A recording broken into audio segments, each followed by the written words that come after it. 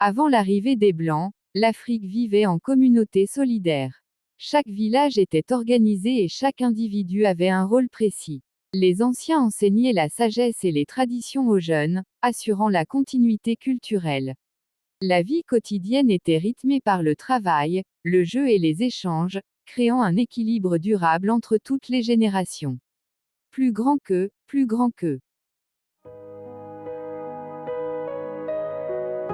Les royaumes du Ghana, du Mali et du Songhai dominaient le commerce et la culture.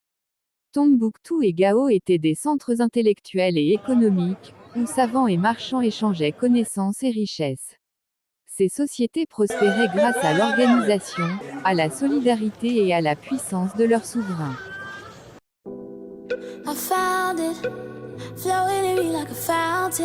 À l'est, l'Éthiopie héritait de la puissance d'Aksum avec ses constructions impressionnantes et son christianisme ancien.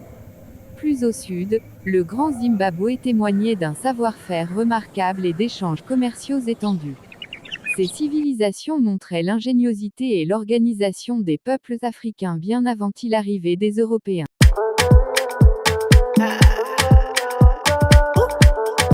L'Afrique était un continent de savoir. Tombouctou, des milliers de manuscrits traitaient de médecine, d'astronomie et de mathématiques. Les savants enseignaient et préservaient la connaissance, assurant la continuité intellectuelle. Ces sociétés valorisaient l'étude, la réflexion et la curiosité, démontrant que la science et la philosophie prospéraient depuis des siècles en Afrique.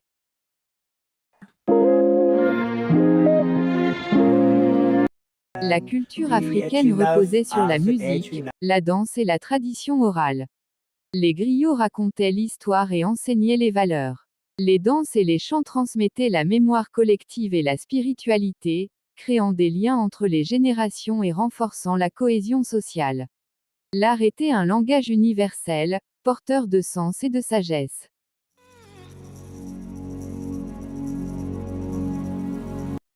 L'Afrique avant les Blancs était un continent vivant, inventif et prospère. Ses royaumes, savants et artistes ont façonné une civilisation remarquable. Connaître cette histoire permet de redonner à l'Afrique sa place véritable dans le récit mondial. L'héritage de ces sociétés reste une source de fierté et d'inspiration pour les générations futures.